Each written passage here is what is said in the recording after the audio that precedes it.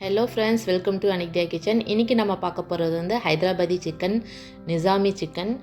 இது வந்து ரொம்ப சூப்பராக டேஸ்ட்டாகவும் இருக்கும், ரொம்ப சிம்பிளாகவும் ஈஸியாகவும் இருக்கும். இதை ஒரு தடவை செஞ்சிங்கன்னா திரும்ப வீட்டில் எல்லாருமே கேட்பாங்க. அந்தளவுக்கு ரொம்ப ஈஸியாக இருக்கும். இதை விட ஒரு ஈஸியான சிக்கன் ரெசிபின்னு நான் எதுவுமே சொல்லவே முடியாது. அந்த அளவுக்கு ரொம்ப ஈஸியாக இருக்கும். வீட்டில் இருக்கக்கூடிய சிம்பிளான இன்க்ரீடியன்ஸை வச்சு ரொம்ப குயிக்காகவும் சூப்பராகவும் செய்யக்கூடிய ஒரு ரெசிபி. இது எப்படி பண்ணுறதுன்னு பார்க்கலாம். நான் ஸ்டெப் பை ஸ்டெப்பாக சொல்கிறேன், கண்டிப்பாக ட்ரை பண்ணி பாருங்கள். இப்போ வந்து முதல்ல மிக்ஸி ஜார் எடுத்துக்கலாம். இதில் வந்து 20லேருந்து 25 பல் பாதாமை ஊற வச்சு தூள் பிடிச்சி எடுத்திருக்கேன். 3 பச்சை மிளகாய் எடுத்திருக்கேன். இப்போ தேங்காய் வந்து ஒரு 3 டேபிள் ஸ்பூன் எடுத்திருக்கேன். இதை வந்து அரைச்சி எடுத்துக்கலாம்.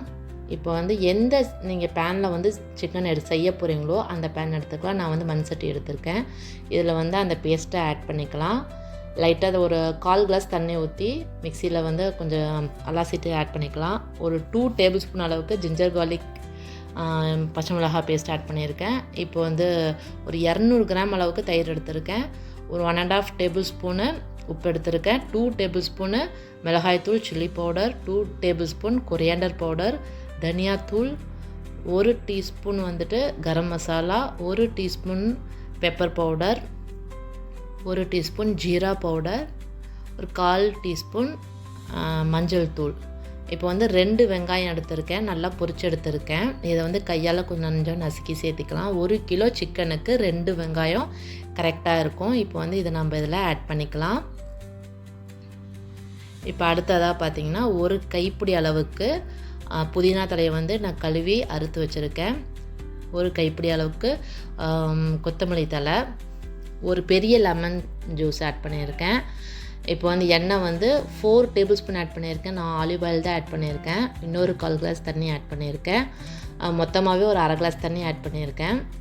இதை வந்து நல்லா மிக்ஸ் பண்ணிக்கோங்க. ஆக்சுவலாக வந்து ஹைதராபாதி சிக்கனுக்கு வந்து அவங்க நெய்யிலே தான் பண்ணுவாங்க. நான் வந்து நெய் வேணாம்னு சொல்லிட்டு ஆலிவ் ஆயில் எடுத்திருக்கேன். மொத்தமாக ஒரு 4 டேபிள் ஸ்பூன் தான் நான் வந்து எடுத்திருக்கேன். உங்களுக்கு நெய் வேணுனாலும் எடுத்துக்கலாம், வேறு ஏதோ ஆயில் வேணுனாலும் எடுத்துக்கலாம். இப்போ வந்து இது நல்லா மிக்ஸ் பண்ணிவிட்டு இதில் சிக்கனை போட்டு நல்லா நம்ம மிக்ஸ் பண்ணிக்கலாம். மறுபடியும் இது வந்து குறைஞ்சது ஒரு 2 மணி நேரம் ஊற வைக்கிறது பெட்டர். இல்லைன்னா ரொம்ப சீக்கிரமாக செய்யணும் அப்படின்னா ஒரு அட்லீஸ்ட் ஒரு 1/2 ஹவராவது கண்டிப்பாக நீங்கள் இதை ஊற வைக்கணும்.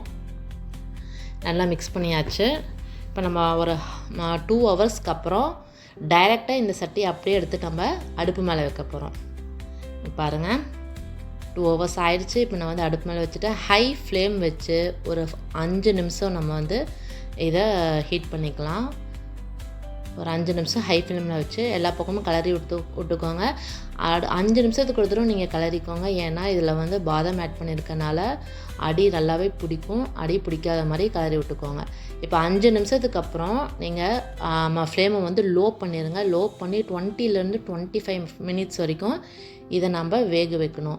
நல்லா நோட் பண்ணிக்கோங்க. 5 மினிட்ஸ்க்கு ஒரு தடவை நீங்கள் இடையில ஓப்பன் பண்ணி மிக்ஸ் பண்ணிக்கோங்க. ஏன்னா பாதாம் ஆட் பண்ணியிருக்கனால அடி பிடிக்க சான்சஸ் இருக்குது. ஒருவேளை நீங்கள் நான்ஸ்டிக்கில் பண்ணிங்கனாலும் நீங்கள் வந்து மிக்ஸ் பண்ணிக்கோங்க. இது மண் சட்டிலேயே வந்து எனக்கு ஒட்டாமல் தான் வந்துச்சு. ரீசெண்ட் டேஸில் வந்து எனக்கு மண் சட்டியில் செய்கிறதுக்கு ரொம்ப பிடிச்சிருக்கு. ஃபஸ்ட்டெல்லாம் மண் சட்டியில் செஞ்சால் ஒட்டுன்னு நினச்சிட்டே செய்யாமல் இருந்தேன். இப்போ வந்து அது ரொம்ப நல்லாயிருக்கு.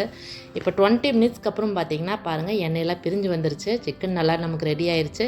இப்போ என்ன பண்ணணும்னா இந்த அடுப்பை வந்து நம்ம ஆஃப் பண்ணிவிட்டு ஒரு 10 மினிட்ஸ் நம்ம க்ளோஸ் பண்ணி வைக்கணும். க்ளோஸ் பண்ணுறதுக்கு முன்னாடி ஒரு தடவை கிளறிக்கலாம். க்ளோஸ் பண்ணி வச்சுட்டா இந்த மண் சட்டியில் வந்து சூடு ஆறதுக்கு ரொம்ப லேட் ஆகும். ஸோ வந்து அந்த ஒரு 10 மினிட்ஸ் நம்ம க்ளோஸ் பண்ணி வைக்கிறதுனால நல்லா இன்னும் நமக்கு ஆயிலெலாம் வந்து பிரிஞ்சு வந்துடும். பாருங்கள் எவ்வளவு சூப்பராக வந்திருக்கு. ஆயிலெலாம் பிரிஞ்சு வந்திருக்கு. சிக்கன் ரொம்ப சூப்பராக ரெடி ஆகிருக்கு. இது மண் சட்டியில் வந்து எனக்கு இது ரொம்ப பிடிச்சிருக்கு. அந்த சூடு ஆறத்துக்கு லேட் ஆகுதா, ஒரு 10-15 மினிட்ஸ் நம்ம வந்து க்ளோஸ் பண்ணி வச்சோம்னா எந்த ரெசிபியாக இருந்தாலும் வந்து அதை சூட்லேயே அதை வந்து புழுங்கி ரொம்ப சூப்பராக ஒரு டேஸ்ட்டு வந்து அது மண் சட்டியில் கொடுக்குது. நீங்களும் கண்டிப்பாக ட்ரை பண்ணி பாருங்கள். இப்போ நம்ம வந்து சுட சர்வ் பண்ணலாம். பார்த்திங்களா, இதை விட ஒரு ஈஸியான சிக்கன் ரெசிபி கண்டிப்பாக இருக்கவே முடியாது. எல்லா இன்க்ரீடியன்ஸுமே வந்து எல்லார் வீட்லேயுமே இருக்கக்கூடிய இன்க்ரீடியன்ஸ் தான். சிக்கனுமே வந்து நல்லா நமக்கு வெந்திருக்கும். கலரும் போது மட்டும் நீங்கள் ரொம்ப ஃபோர்ஸாக கிளறாமல் ஒரு லைட்டாக சுற்றி வர கிளறி விட்டிங்கன்னா அந்த பீசஸ்லாம் உடையாமல் நமக்கு வந்து வரும். இது வந்து எல்லா வகையான ரொட்டி, சப்பாத்தி, நான் எல்லாத்துக்குமே வந்து செட் ஆகும். ரொம்ப சாஃப்டாக இருக்கும். அவங்களுக்கு சிக்கன் வெந்திருக்கிறது நான் உங்களுக்கு காட்டுறேன் பாருங்கள். இதை வந்து நம்ம ரொம்ப ஃபாஸ்ட்டாக கலர்னோம்னா நமக்கு அந்த பீசஸ்லாம் உடஞ்சி வந்துடும். ஏன்னா அவ்வளோ ஒரு சாஃப்டாக வந்து அந்த சிக்கன் வெந்திருக்கும். நம்ம கலர்றதே பார்த்திங்கன்னா சுற்றி வர ஓரமாக கலர்னால் ரொம்ப நல்லாயிருக்கும். பாருங்கள் ரொம்ப ரொம்ப சாஃப்டாக வெந்திருந்துச்சு. ரொம்ப டேஸ்ட்டும் வேறு லெவலில் இருந்துச்சு. இது செஞ்சிங்கன்னா வீடு ஃபுல்லாக அவ்வளோ ஒரு வாசம் அடிக்கும் பாருங்கள். பிள்ளைங்களுக்கெலாம் வந்துட்டு பசி அடக்கவே முடியாது அந்த மாதிரி. ஓகே ஃப்ரெண்ட்ஸ், பாய். இதே மாதிரி இன்னும்